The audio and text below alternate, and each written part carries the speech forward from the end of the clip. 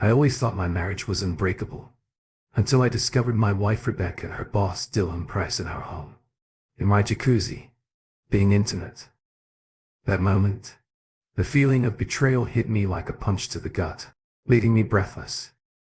But instead of crumbling, I found calm and strategy in my anger. With hidden cameras capturing it all, as they panicked, I knew I had the upper hand. I exposed their infidelity and made them pay for it. My story is about betrayal, revenge, and ultimate justice. Welcome to the Butterfly Tumblr Radio channel. If you enjoy this story, don't forget to subscribe and give it a thumbs up. I pulled into the driveway. My heart is racing. The niggling hunch that had followed me during my work trip refused to leave. Rebecca's SMS message, clearly not intended for me, kept playing back in my head. I took a deep breath, bracing myself for what I could discover inside our home as I stepped out of the car. The calm of the area felt stifling. Our house remained silent. There are no traces of life apparent on the outside. I slid my key into the lock and the click echoed in the silence. "Rebecca," I called out. My voice remained firm, despite the tumult within me. No response. I moved throughout the home. My footsteps were muffled by the thick carpet. The living room was empty. The kitchen remains unchanged. The tiny sound drew my attention. A quiet splash of water comes from the backyard. My hand hesitated on the patio door handle. A part of me wanted to turn back and pretend I hadn't heard anything, but I could not. I needed to know. I slid open the door quietly. The warm evening air struck my face. The splashing became louder, accompanied by low murmurs and laughs. I strolled onto the terrace, my gaze drawn to the jacuzzi. There they were, Rebecca, my wife of 5 years, and her boss, Dylan Price, naked and intimate, oblivious to my presence. For a little period I was unable to breathe. The betrayal struck me like a physical blow, leaving me breathless. But while I observed them, something within me stiffened. The hurt turned into a cold, calculated anger. I cleared my throat aloud. "Isn't this cozy?" Rebecca swung her head around, her eyes widening in horror. "Alex, you got home early." Dylan had the nerve to smirk. His arm remained draped across my wife's shoulders. "Thompson, this is awkward." I laughed, but the sound was empty of humor. "Awkward? Is that what you call sleeping with my wife in my own house?" Rebecca's shock transformed into defiance. She stood up. Water cascaded down her body with no attempt to cover herself. "Oh, Alex, don't act so astonished. Did you really believe your poor attempts in bed would be enough to satisfy me?" Her statements were intended to pain and emasculate, but I refused to give her the satisfaction of a response. Instead, I turned to Dylan and you. "I guess screwing your employees' wives is a workplace bonus." Dylan chuckled and stood up as well. "Come on, Thompson. You can't be all blame a man for accepting what he's provided, especially when it's so willing." I felt a surge of repulsion, but I maintained an emotional expression. "You two appear to have forgotten something very crucial." Rebecca rolled her eyes. "And what about, Alex? What are your feelings?" I smiled a cold, predatory gaze that made both of them hesitate. "No, Rebecca." The security camera's faces paled simultaneously. I took out my phone and tapped the screen several times. I had a hunch. Something like this was going to happen. So I added some extra security measures. High-definition cameras. Excellent night vision, they capture everything. Dylan stepped forward, his arrogance giving way to panic. "Now, Thompson, let us avoid making impulsive decisions." I ignored him as my finger hovered over the call button. "I am curious what your wife would think of this little display, Dylan." Before he could react, I hit the call button. The phone rang twice before Sophia's face showed on screen. "Alex, is everything okay?" I turned the phone to give her a clear view of the jacuzzi and its occupants. "I apologize, Sophia." I thought you should see this. Sophia's gasp was loud and her eyes filled with tears. Nicholas, how could you? Dylan lunged for the phone, but I moved back to keep it out of his reach. Moran, I can explain.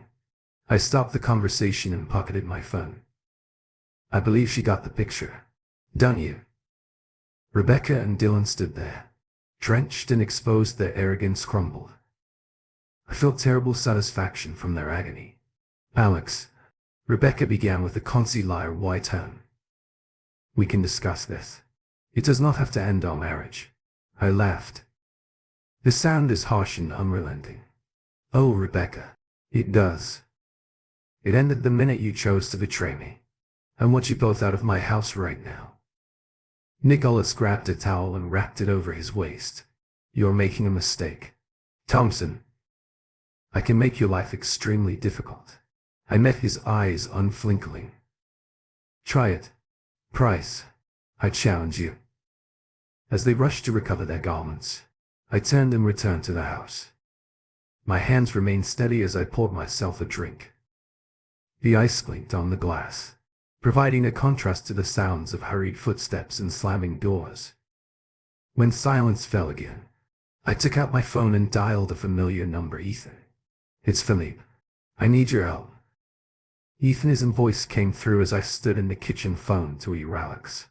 What is happening on? Rebecca has been cheating on me. I spoke calmly, despite the storm burning inside me, with her boss, Dylan Price. There was a sudden intake of breath on the other end. Man, I'm so sorry. What do you need? I took a sip of my whiskey and enjoyed the burn.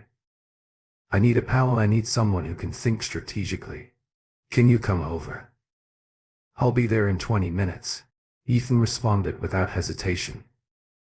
While I waited for him, I recreated the scene in the jacuzzi, dissecting every detail in the same way. Rebecca eased me the arrogant expression on Dylan's face. The doorbell rang, interrupting my thoughts. I opened the door to see Ethan, his face etched with concern. Alex, he whispered, bringing me into a brief but strong hug. I can't believe what happened to you. I moved aside, gesturing for him to enter. Neither can I. But here we are. We settled into the living room and I recounted the events of the evening. Ethan listened closely. His gaze darkened as I detailed Rebecca and Dylan's actions. He murmured, those bastards, when I finished. What are you planning to do? I leaned forwards, my gaze meeting his. I'm going to destroy them. Ethan, both of them, and I need your support to do so. Ethan nodded slowly, a determined look in his eyes. You've got this, man, whatever you need. My phone just broke. I glanced at the screen and saw a message from Rebecca. Philip. Please, we need to discuss. This was a mistake. I love you. I showed Ethan the note and he scoffed. She has some nerve indeed. I agreed and typed up my response. There is nothing to talk about. Rebecca, I will be filing for divorce. Do not contact me again in one fast action. I pushed the send button and blocked her number. Ethan lifted his eyebrow. That is it. There is no spectacular encounter. I shake my head. That is what she wants, a chance to exploit me and act the victim. I will not offer her satisfaction. Ethan nodded. So what is the plan? I rose up, pacing the room while I organized my thoughts. First, we need information. I want to know everything about Dylan Price, including his finances, business transactions, and dirty secrets. If he's willing to sleep with his employee's wife, I'm guessing there's more dirt to uncover. Ethan grabbed out his phone, his fingers speed-feeding across the keyboard. I know this person, Emma Ross. She's a private investigator. Best in the business. Want me to call her? Do it.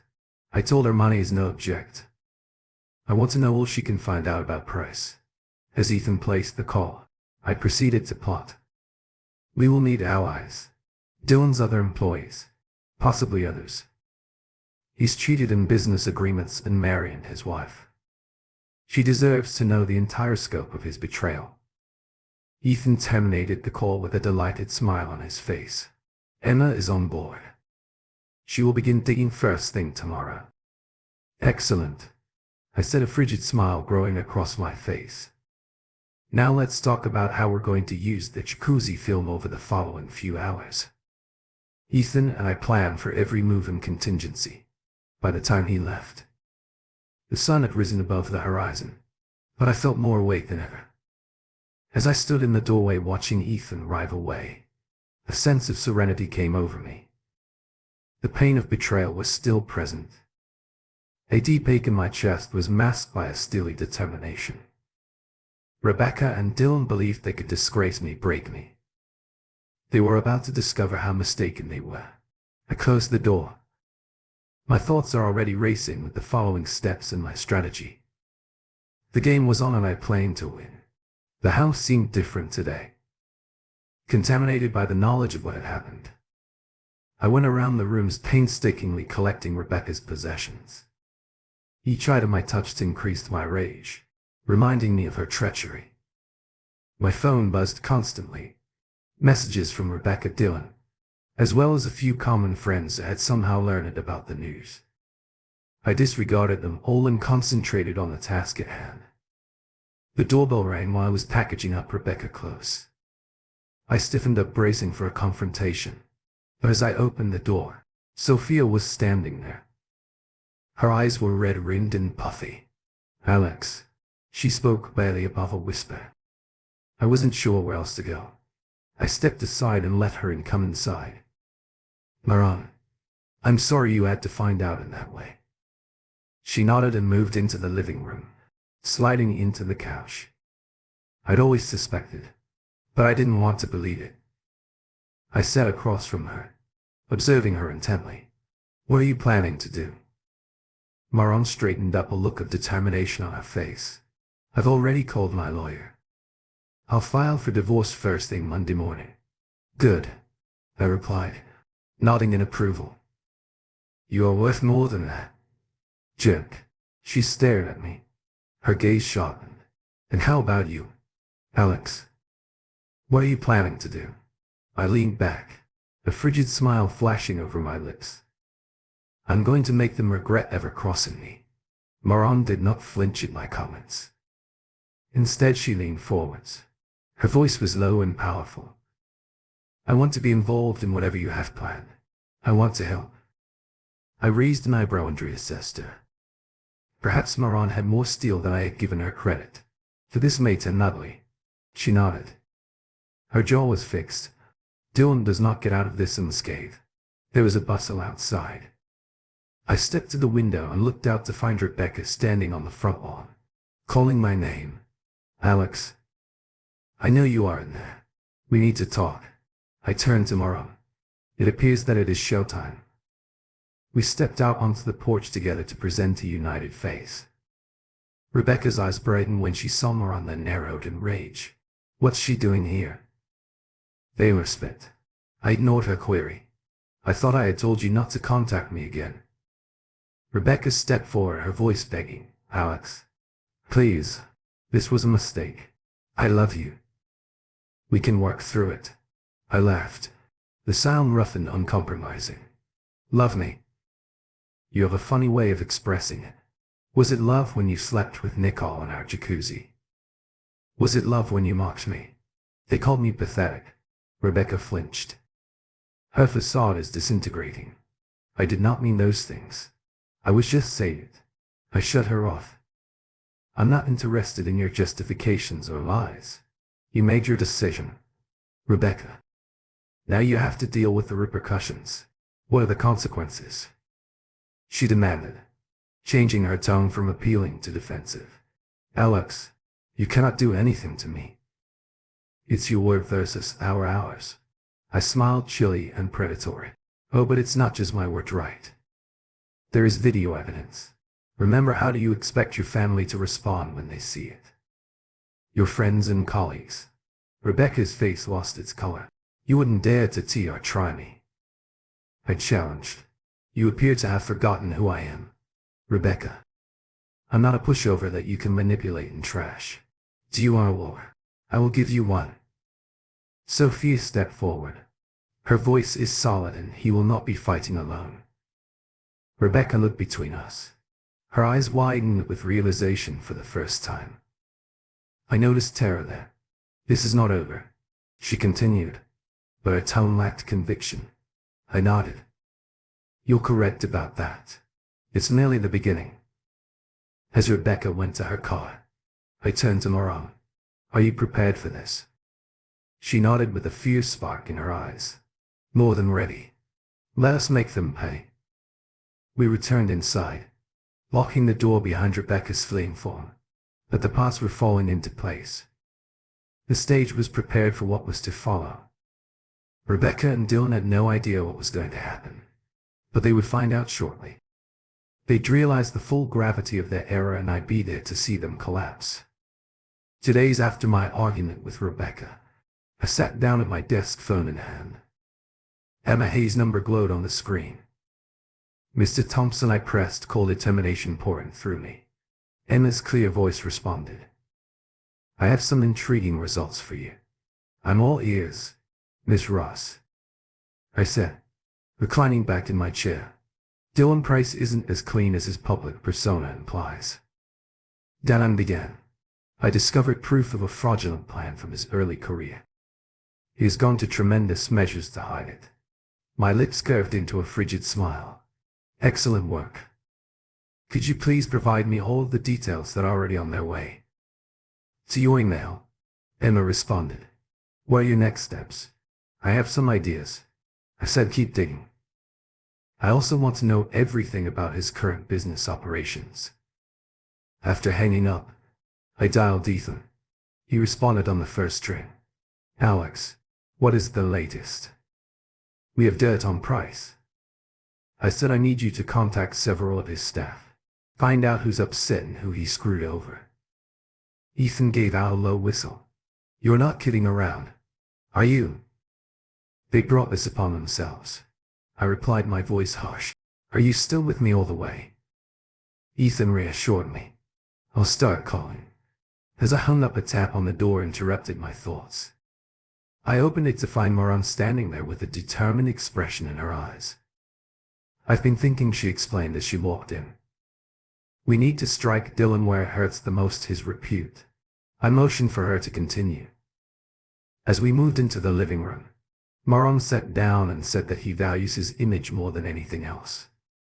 What if we exposed him to everyone instead of just a few? A gradual smile appeared on my face. What did you have in mind? Moran leaned forward, her eyes gleaming. The Jacuzzi video. We send it to his co-workers, relatives and everyone. It's risky. I thought we could face legal consequences. Moran said not if we do it anonymously. I know a technician who can assist us hide our tracks. I nodded. I am impressed by her initiative.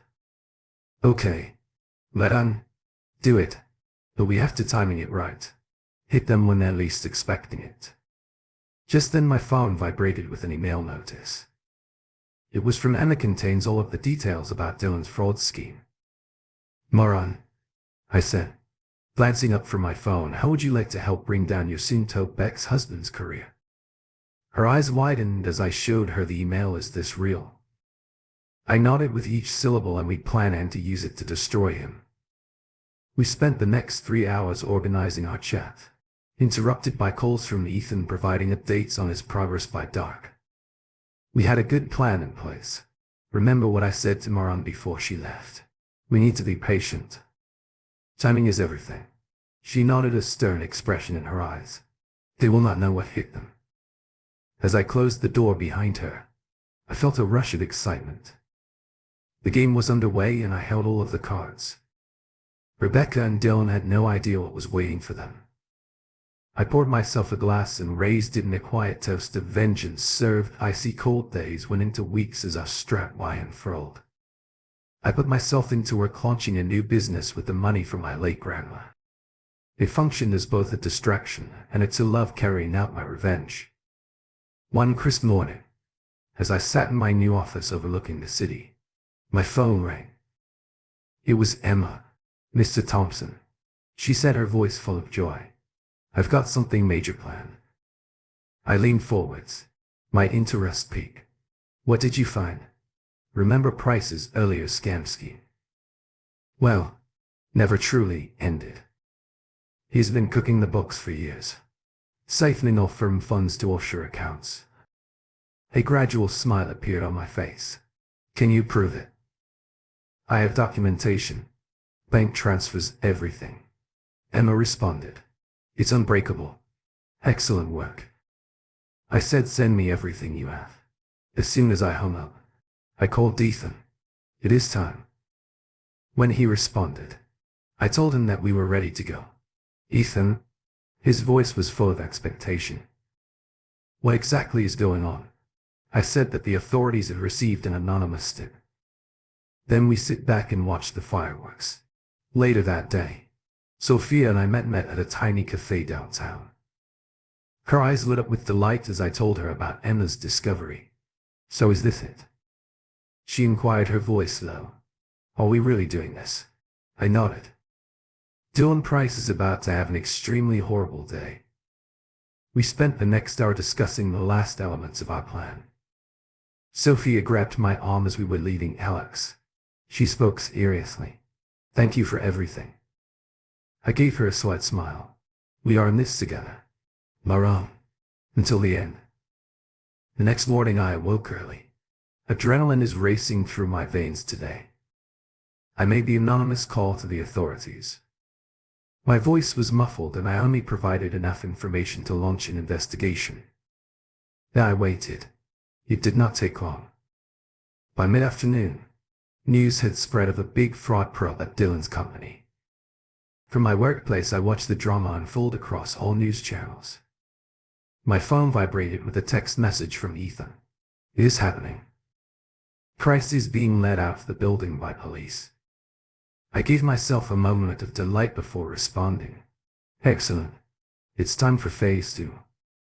While Dylan was distracted with the fraud investigation, Moran came up with the idea for phase 2.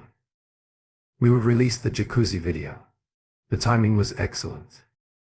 Multiple hits leave no time to recover. I called Sophia. Are you ready? More than ready. She replied with a firm voice. Let us do this with a few clicks. The film was anonymously distributed to Dylan, his co-workers, family members and various gossip websites. The aftermath was swift and severe.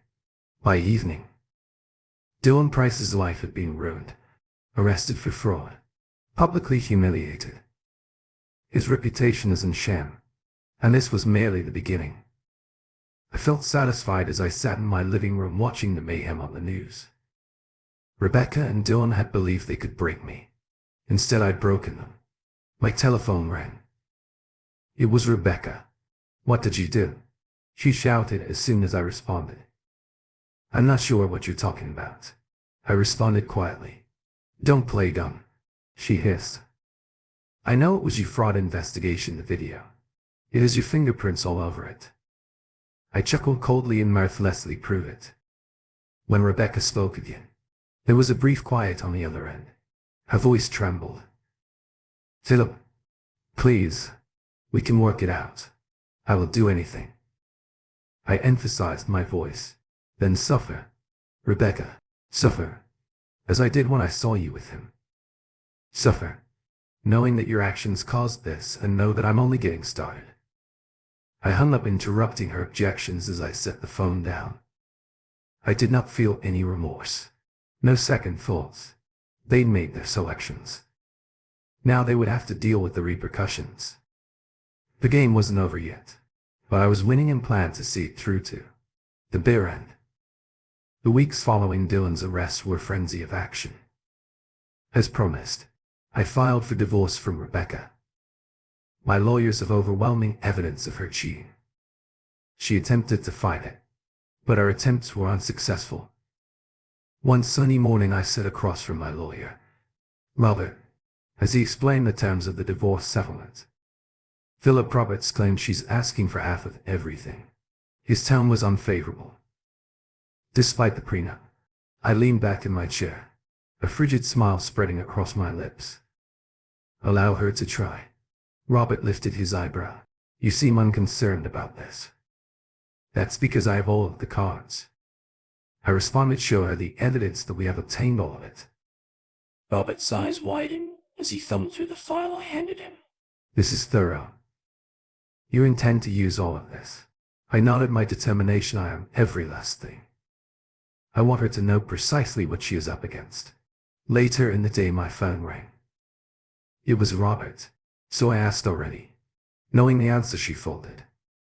Robert said, with a note of awe in his voice, accepted the prenuptial agreements, initial provisions without argument.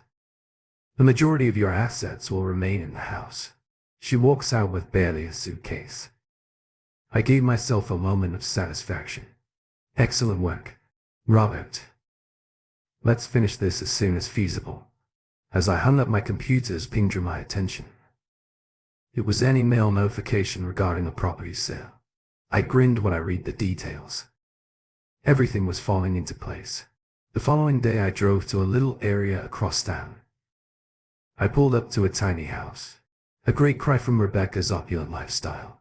But it would be her new home, since she couldn't afford anything nicer. As I got out of the car, I noticed her observing me through the window. Her eyes were red-rimmed. Her face was pallid. Good. Let her suffer. I strolled past her home to the one next door. I sold signs and stood confidently in the front yard. My new property. Rebecca walked out onto her porch while I was checking the yard. What are you doing here? Alex. I turned to her, my face expressionless. Why, I'm Rebecca, your new neighbor. Didn't you notice the color fade from her face? You cannot be serious. Oh, but I am. I responded, my tone icy. I figured it would be nice to keep an eye on you. Make sure you're adjusting well to your new situation. She took a step toward me, her voice begging, Alex, please, haven't you accomplished enough? I have lost everything. I met her eyes unaffected by her tears. No, Rebecca, you gave away everything the moment you chose to betray me. This is merely a result of your activities. Rebecca shouted out desperately as I turned to leave. How about the house? What about our house? Are you planning to sell it? I paused, giving her a wicked smile. Oh no, I'm keeping it. In fact, I'm considering adding a new jacuzzi. What are your thoughts? The sight of complete anguish on her face was all I needed. I got into my car and drove away, leaving Rebecca standing devastated and alone as I drove home. I considered the next phase of my plan, a billboard. It was extreme, maybe even cruel, but when I remembered Rebecca's ridicule and Nick's smug expression, I felt my resolve grow stronger. They had not shown any mercy. Why should I turn into my driveway? The home looming ahead of me. Our residence. This is my house currently. As I came inside, I felt a sense of calm come over me. The demons of betrayal that had plagued these halls were dying, replaced with the satisfaction of revenge. Well executed. My phone vibrated with the text message from Ethan. How did things go with Rebecca? I smiled as I composed my response. Flawlessly. She is broken, but we are not finished yet. Ethan replied shortly, a billboard. I confirmed the billboard. It's time to ensure that they never forget what they did. I laid my phone down. I surveyed the vacant house. For the first time since that awful night, I felt completely at peace. Rebecca and Dylan had attempted to destroy me. Instead, I had emerged from the ashes of their betrayal stronger and more determined than before. The game hadn't ended yet, but I was winning, and I planned to enjoy every second of it. The early sun created long shadows across my grass as I stood on the porch, coffee in hand, watching the installation crew work. The billboard was enormous, filling the space between my new home and Rebecca's modest apartment. As the workers raised the image into position, I experienced a flush of frigid contentment. Ethan approached in his car, stepping out with a low whistle. Damn, Alex, you were serious about going big. I turned to him with a smile on my face. Go big or go home right. He joined me on the porch looking at the advertisement. Are you sure about this? It's fairly intense. Absolutely, I responded without hesitation. They made their decisions. They now have to live with the consequences. We watched the technicians finish securing the photograph, a high-resolution image from the jacuzzi. Rebecca and Dylan were captured on video at that moment of treachery, which is written in bold letters underneath. Remember this how long till Rebecca sees it? What do you think? Ethan inquired in as if on cue. A scream rang out from next door. We turned to see Rebecca stumble out of her house, her eyes wide with dread as she noticed the advertisement. Alex, she screamed and stormed towards us. What the hell is this? I slowly sipped my coffee. Good morning, Rebecca. I see you have spotted the new addition to the neighborhood. She approached the boundary of my property, her face distorted with fury and humiliation. Take it down now. I'm afraid I can't do that, I said calmly. I own this property. Thus, I can do whatever I want with it. You cannot do this, she yelled, her voice cracked. It is illegal. Ethan walked forward, his voice quiet but firm. Actually, it is not. We checked. As long as it is on private property and does not include blatant nudity, it's completely legal. Rebecca's eyes flashed between us, despair etched on her features. Alex, please, wait. I understand I have harmed you, but this goes too far. I placed down my coffee. I met her stare with steel in my eyes. Too far? Was it too much? When you mocked me in our home, you breached our promises without thinking twice. Oh no, Rebecca, this is far enough. I will sue you, she threatened weakly. I will find a method to get you to take it down. I laughed, but the sound was empty of humor. Go ahead and try, but remember, I have the entire video. Push me and I may decide the entire world needs to see it. The fight seems to drain out of her. Then she slumped. Tears were flowing down her face. Why are you doing this? Haven't I lost enough? Not nearly enough, I responded harshly. You took everything from me, Rebecca, my trust, love and future. Now I am taking everything from you. Your reputation, comfort and peace of mind. Fair is fair. She opened her mouth to reply, but I shut her off, sated. I am not interested in your excuses or tears. You made your bed, now lie in it. Every day you peek out the window, I want you to remember what you threw away with that. I turned away from her and entered the home, Ethan following closely behind. As I shut the door, Rebecca's cries faded into the background.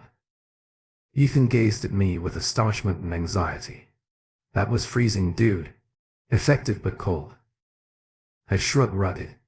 I'm pouring myself another cup of coffee. They brought this upon themselves. I'm just making sure they never forget it. As we relaxed into the living room, my phone buzzed with a message from where I just drove by. The billboards are wow. How was Rebecca taking it? I smirked while typing my response to that as well as one would anticipate. How are you holding up? Her reaction arrived shortly. Better than ever. Dylan called yesterday and begged for another report. I told him he should enjoy prison. I showed Ethan the note and he grinned. Your plan appears to be working perfectly. It's not over yet. I explained my mind is already racing about the next steps. But we're getting there one day. At the time as Ethan went, I stood by the window observing Rebecca's house. The billboard towered over it, a continual reminder of her infidelity. I felt neither empathy or remorse, just satisfaction that justice was being given coldly and mercilessly. I allowed them to suffer. I reasoned. Let them feel a fraction of the misery they gave me. This was my vengeance and I would enjoy every minute of it. Despite Rebecca's urgent attempts to have it removed, the billboard became a local sensation over the next few weeks. It remained solid, a constant reminder of her betrayal. I observed from a distance as her life unraveled piece by piece. One lovely afternoon as I was leaving my workplace, I literally ran into a woman carrying a stack of paperwork. "Oh, I'm very sorry," she exclaimed, scattering papers over the floor. I knelt to assist her gather them. "No, that was my fault." I didn't look where I was heading as we stood. Our gazes connected and I felt a sudden jolt. She was stunning, with gentle eyes and a pleasant smile. "I'm Lauren," she remarked, holding out her hand. "Alex," I said, shaking it. Philip Thompson's eyes expanded slightly. Philip Harrington was the one who discovered the massive fraud case. I nodded, amazed at her recognition. "That isn't he? Wow," she exclaimed, her smile broadening. "I've been watching the case. What you accomplished was outstanding. We ended up getting coffee." Our talk flowed easily for the first time in months. I found myself truly enjoying someone's company. As we parted ways, Lauren hesitated. "This may sound overly forward, but would you like to have supper sometime?" I was taken aback. Rebecca's betrayal came flooding back to me. But seeing Lauren's open, honest expression, I made a decision. I'd enjoy that I spoke, surprised myself with my sincerity. Over the next 2 weeks, Jacqueline and I became closer. She was everything. Rebecca was not considerate, supportive, or sincerely interested in my opinions and feelings. One evening, as we went across the park after supper, Jacqueline looked at me. "Alex, may I ask you something?" I nodded curiously at Billboard. "I know the story behind it. Are you okay?" I remained silent for a bit while analyzing her question. "I am now." I eventually said what Rebecca and Dylan did. It almost broke me, but I wouldn't let them win. Lauren gripped my hand. "You're aware of your incredible strength. Most individuals would have collapsed." I glanced at her and just saw understanding in her eyes. "You don't believe I went too far?" She shakes her head. "They deceived in the worst way imaginable. They earned all they received." Her words warmed me and reinforced my resolve. This was a woman who understood and unconditionally supported me. As we continued our stroll, I found myself opening up more, telling specifics about my retribution that I hadn't before shared with anyone. Lauren listened closely, providing guidance and support. "You know," she added as we approached my car, "what have you done? It is not only about vengeance. You exposed the criminal and brought justice to light. You should be proud." I drew her closer, feeling a burst of emotion. "Thank you," I said, hoping for understanding. As I went home that night, I felt lighter than I had in months. Lauren's support had strengthened my faith in my efforts. I had done what was necessary, what was correct, and now maybe I'd found someone who actually understood and accepted me. The next day, Mary and Alex called me. "I have news," she said. Her voice was full with eagerness. "What is it?" I inquired, reclining back in my office chair. "I've been given a position in New York." She explained, "A fresh start. Get away from all of this." I smiled, truly thrilled for her. "That's amazing. Lauren, you deserved it. I could not have done it without you," she said quietly. "You gave me the strength to speak up for myself and demand better." As we talked, I understood how far we'd come from being shattered, betrayed individuals to becoming stronger, more resilient versions of ourselves. "Will you keep the billboard up?" Lauren asked. I chuckled, sensing a note of mischief in her words. "Absolutely. It's become quite a local landmark, you know." We laughed together, full with the satisfaction of justice served and lives repaired. As I hung up, I peered out my office window into the city below for the first time in a long while. I felt completely at peace. Rebecca and Dylan were paying the price for their betrayal. Maran was on to bigger and greater things. I had met someone who accepted me. Darkness and all this was my fresh beginning, forged in the flames of treachery and tempered with the cold steel of retribution. And I wouldn't want it any other way. Months had passed since the billboard went up and life had returned to normal.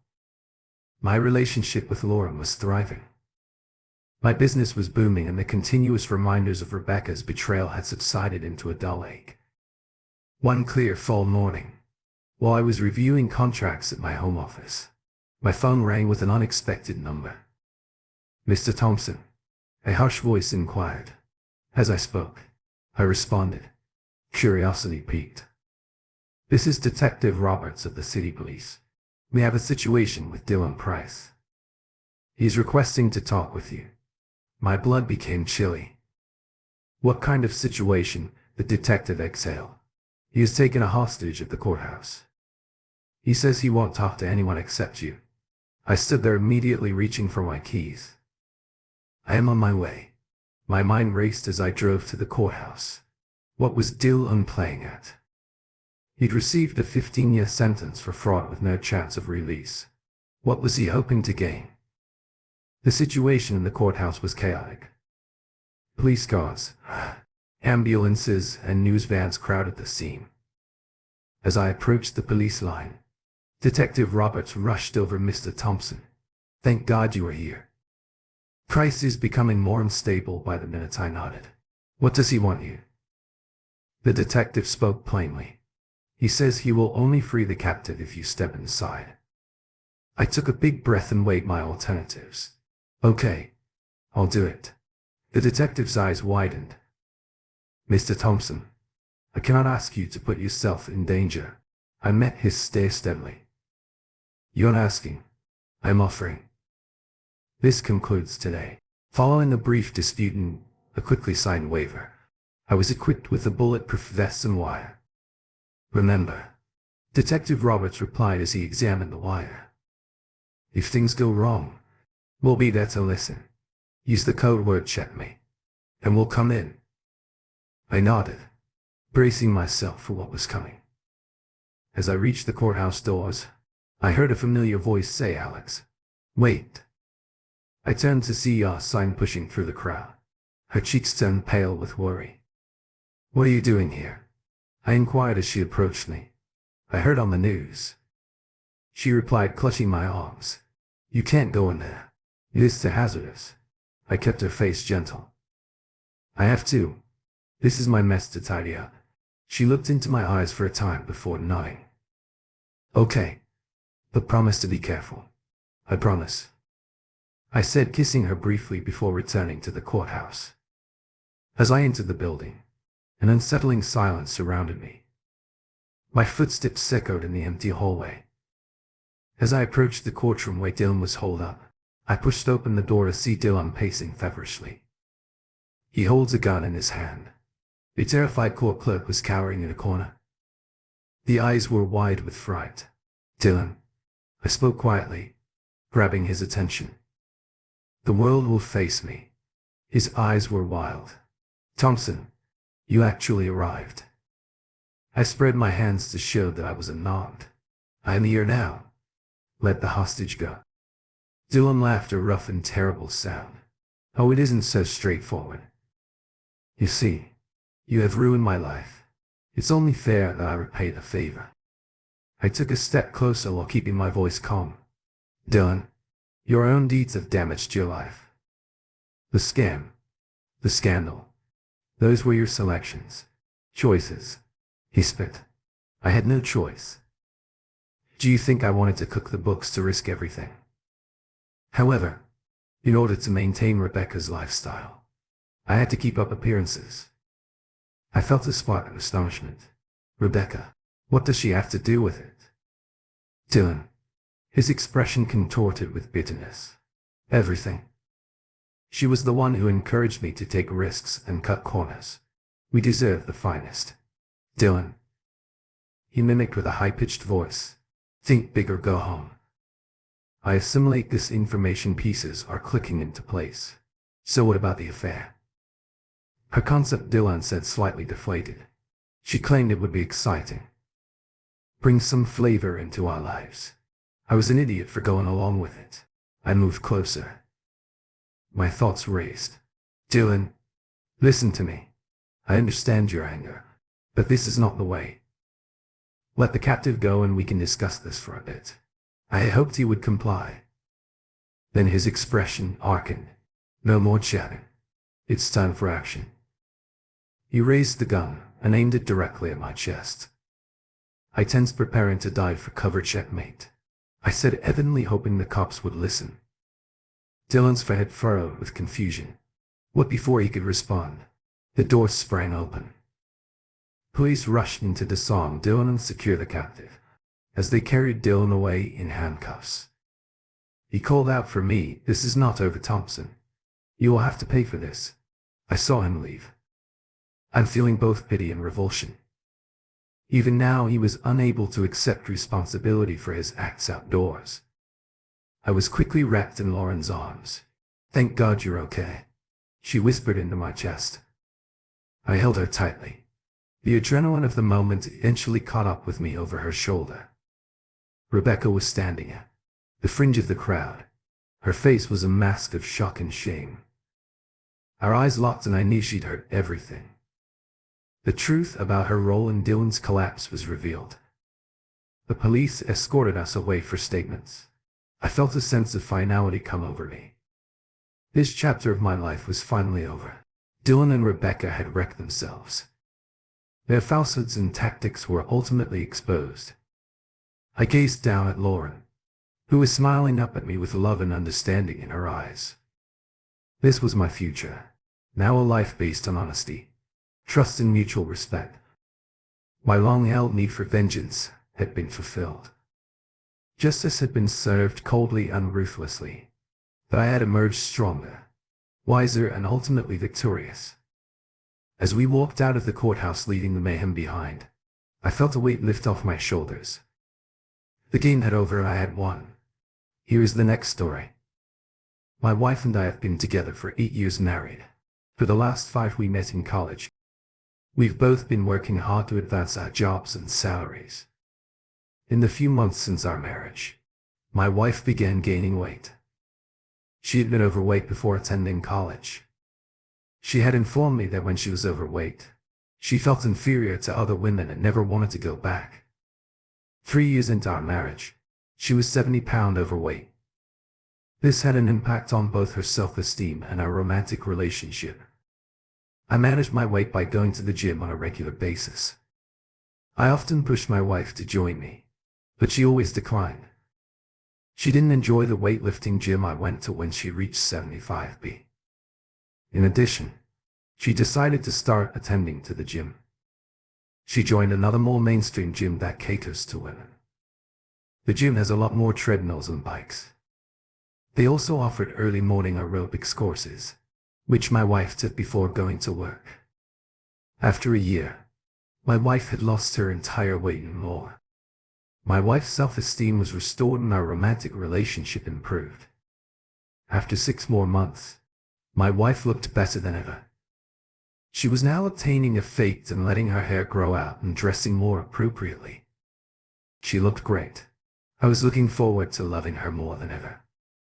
Unfortunately, our love life dwindled after a few months, almost nothing. She informed me. She was exhausted from her workouts and encouraged me to take care of myself. When she first told me this, I felt like she had spit on me. Now I'm in the traditional rock and hard place. The rock is a trustworthy relationship, and the hard place is she cheating. I'm not the type of person who sits around hoping for the best duck. This happened when I was in the first or second year of junior high school. I think I was about 13 years old. I grew up in the countryside. If I'm wrong, I'll learn and have to kiss her as an asterisk for a few months. Whereas doing nothing invites self-doubt into my life is difficult enough. Already I placed a voice-activated recorder in the lining of her person and enabled location tracking on her phone update. I discovered she was simply doing a different style of workout on Tuesday and Friday mornings. On those days it is flat. She was avoiding a trainer at the gym. His name was Jim. He was one of those health fanatics who committed every moment of his life to looking his best and staying as fit as possible. His social media feed was loaded with photos of himself posing, working out, or competing in some sort of race. I'm not sure how I managed the next 3 weeks. I was in a mental fog of sorrow, alternately angry and melancholy. I started working out longer in the morning and added a program after work. I felt inadequate and thought that enhancing my appearance would win back my wife. I cleaned up and gained muscle, but my wife was still in the affair fog. She didn't see how ripped I'd gotten. She didn't realize how depressed I was at my lowest point. Screw her. Financially, divorce would be easy.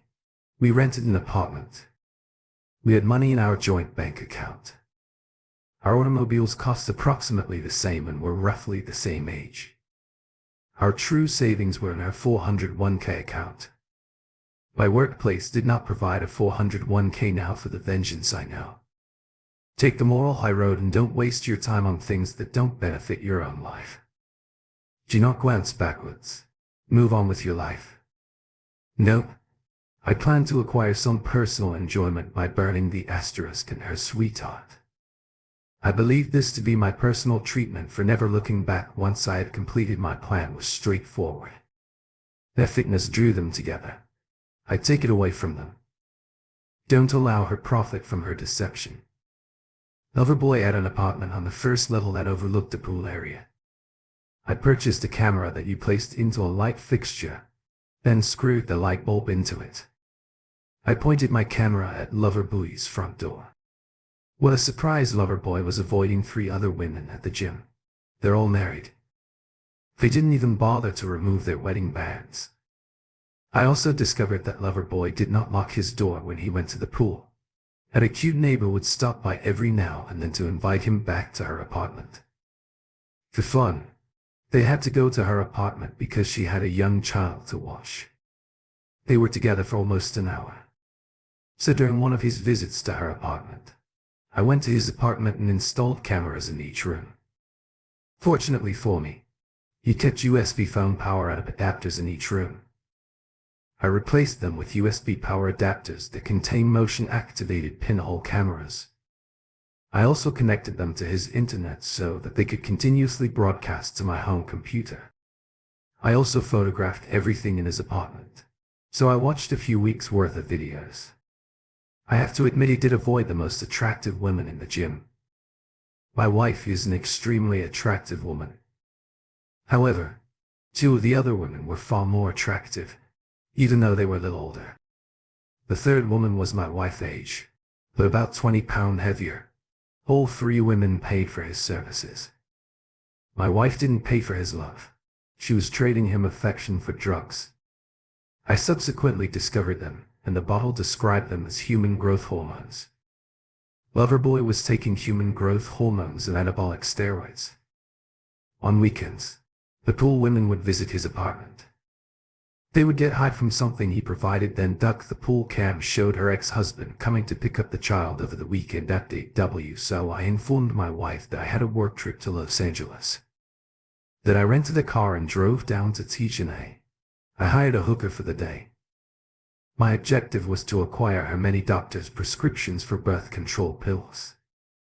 When I explained what I wanted, she said she had a better approach. She knew a pharmacist who would give her whatever she wanted. She mentioned that all the girls used him for birth control and Plan B tablets. I inquired if he could offer it in liquid form for a syringe. She responded yes, but it was probably meant for animals. She called him to set it up.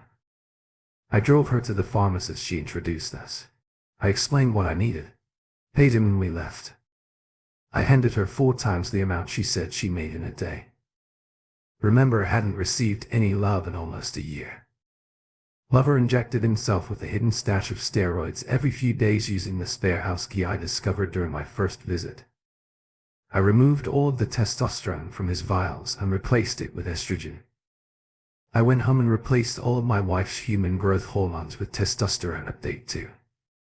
Nearly 2 months later, my wife began to show the effects. Her muscles became noticeably larger and she began to lose her temper. Her skin also started to break out more frequently. I suggested she use a different tanning spray. Loverboy began to appear noticeably softer. I noticed him looking upset after weighing himself on his bathroom scale. My wife was crazy about him. During her weekly visits, she continued until he begged her to stop. He began to take something to help him maintain. My wife first expressed concern that the human growth hormone he was giving her was different or in a higher dose than before. He assured her that this was not the case. Loverboy noticed that he was becoming softer and increased his injections for months into his treatment. He lost all of his women, including my wife. He couldn't claim to have lost interest in love. My wife couldn't stop herself from having angry outbursts followed by severe mood swings. She'd then be upset with herself for losing control, followed by crying. Loverboy has lost his job at the gym. When he burst into tears in front of everyone, someone teased him about how much hair he left on the workout machines. According to a friend, he attempted to cry on my wife's shoulder, but she would not allow it. When he tried to beg her again, she lost her temper and kicked him in the stomach. He actually lay on the floor holding his stomach and crying. My wife stood over him calling him fat and stupid, and she was also kicked out of the gym. Neither Loverboy nor my wife visited the doctor to get tested. I assume they consumed many illegal drugs to care what a doctor had to say. Loverboy began to develop some nick-looking tea around his asterisk and was losing hair. He finally visited a doctor. Blood tests revealed that he had high levels of estrogen in his system. They suspected his thyroid and surgically removed it. He will be taking hormone treatments for the rest of his life. My wife joined another gym but didn't put in as much effort. She seemed to have lost motivation. Her lover regained all of her weight, began losing her hair and developed an acne rash across her entire back, just like an asterisk on the thighs and face. Now she begged me for love. I told her that I would not fall in love with her until I was certain that her rash was not contagious. I hadn't slept on the same bed with her in months. My wife finally visited a doctor. By this point the drugs had worn off. My wife was scheduled for an allergist appointment and the doctor gave her some pills to help her depression. My wife's emotional state had reached a low point. The next morning there was an envelope in the front seat of my wife's car. Inside there was a voice recorder, 2 photos and a note. The first image depicted Jim abandoning my wife. The second image depicted my wife injecting herself. The drug label was clearly visible on the drug container on the table beside her. The letter stated I knew you were having an affair with Jim. I have video and audio recordings. I'll give you instructions to leave me one. 20 or I'll go to your husband with the adultery evidence and the police with the illegal drug evidence. I'll contact you later about how to get the money. My wife was listening to the tape in our driveway. As I peeked out at her, she heard the sound of her and Jim making love. There was also a conversation in which my wife told Jim that I was a fool. I could tell she was shocked when she heard the AP. The shock was soon replaced by anger. My wife started her car and took off. I observed her on the. She was heading straight to Jim's apartment while watching the pool camera. I noticed her dog at Jim's door.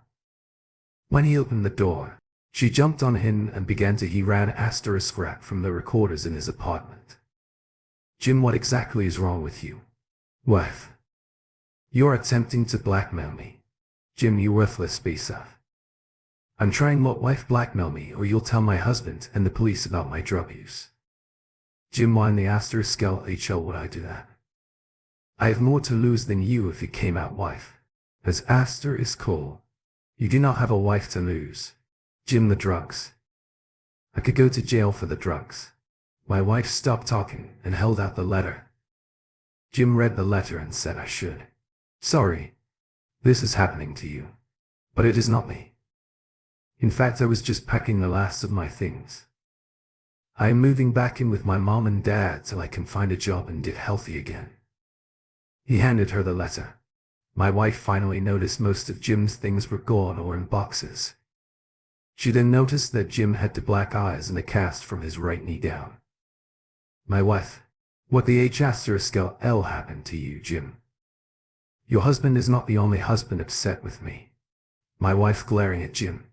What do you mean, Jim? There are 3 other husbands who keep me up, my wife screaming.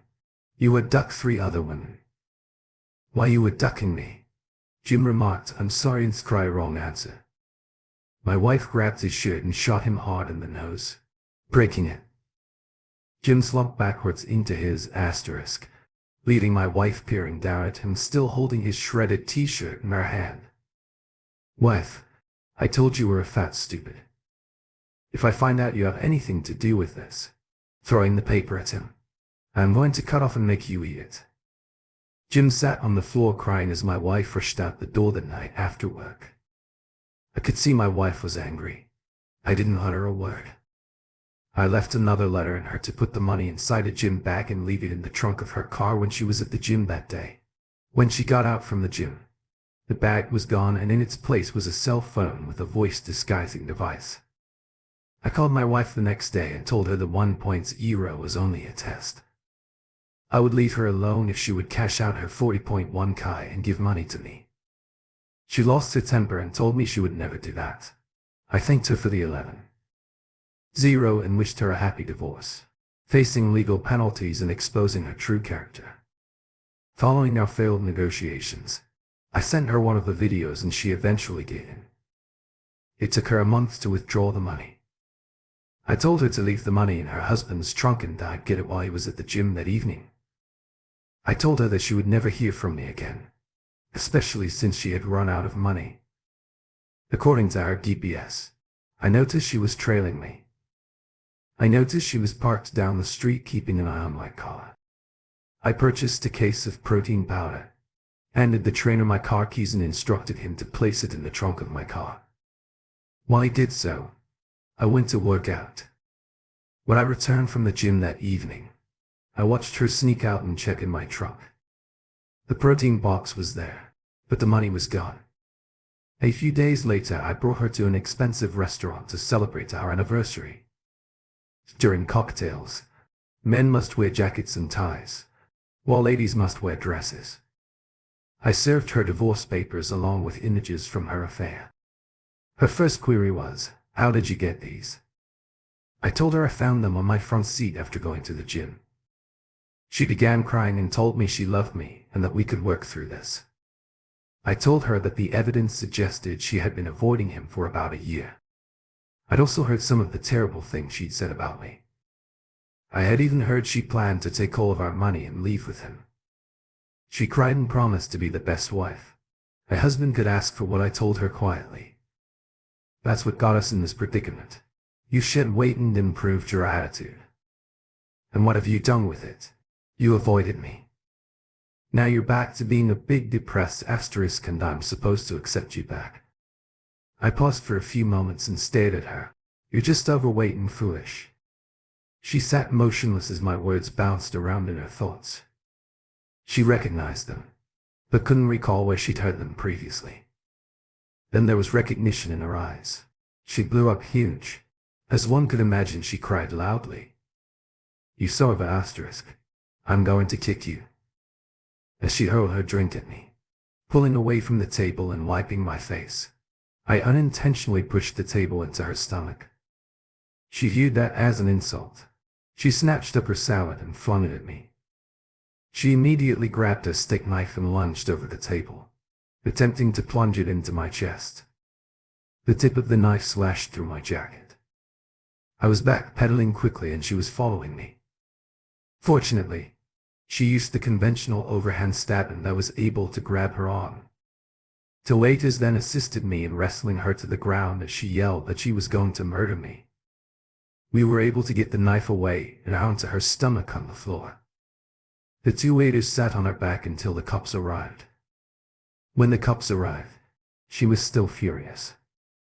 When the waiters got off her back, she surprised everyone by springing up and attempting to stab me again with the knife she had been lying on. The police tasered at her, handcuffed her and took her away. When the police questioned me, I briefly mentioned that I had issued her divorce papers for adultery. I informed them that I began recording everything after she began ranting at me. I didn't tell them. I started it immediately after my fat foolish statement. After watching the movie, they requested that I provide them a copy. Then they left final update. The video proof of the restaurant brawl and our attempt to murder me earned her some jail time. That, together with her evidence of adultery, helped me get a favorable divorce settlement. In fact, I received everything of the cash and assets, save her automobile. My wife had misappropriated a significant chunk of our marital assets, including her $401k. The judge told my wife that he felt the missing money, 1. Fujio were in her or her lover's possession. In either case, she was accountable for repaying my owing part. She categorically denied having the money, and her blackmail scenario fell flat. She even tried to blame me for orchestrating it, but she just had accusations. She had to give me alimony for 5 years to make up for the loss from her theft. As for me, I had a fantastic weekend in Las Vegas and amazingly won about as much as my wife had stolen from me. After paying the tax on 1.0, the 401 came out. I was able to reinvest the funds in my own long-term retirement account. With my ever-improving salary and 5 years of alimony, I was able to purchase my own condo and a pair of really excellent cars. And I still wonder why individuals are so stupid as to breach the confidence of the one they love and trust the most, only to expect that person not to betray them in return. Thank you for tuning in. If you enjoyed this episode of the story, please give it a like, and don't forget to subscribe to get notifications for updates.